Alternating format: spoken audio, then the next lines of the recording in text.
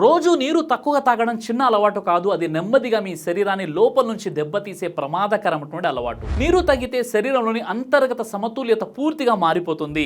ఒకటి, శరీర సమతుల్యత దెబ్బతింటుంది.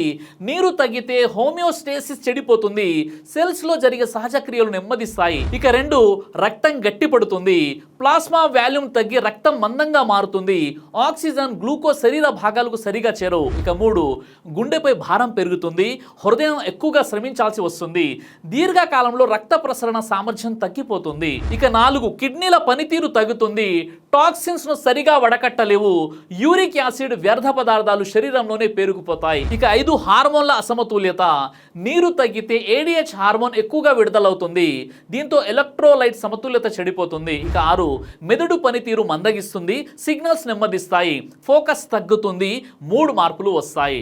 ఇక ఏడు, మెటబాలిజం స్లో అవుతుంది, శరీరం ఎనర్జీ సేవ్ మోడ్లోకి వెళ్తుంది, వెయిట్ లాస్ స్లోగా జరుగుతుంది. నీరు ఒక ఎంపిక కాదు, ప్రాణాధారం. దాహం కోసం ఎదురు చూడకుండా సమయానికి నీరు తాగండి. మీ శరీరం ఇచ్చే సంకేతాలను ఎప్పుడు నిర్లక్ష్యం చేయకండి. కాబట్టి రోజు 3 నుండి 4 లీటర్ల నీరు తాగండి. ఈ వీడియోని లైక్ చేసి ప్రతి ఒక్కరికి షేర్ చేయండి.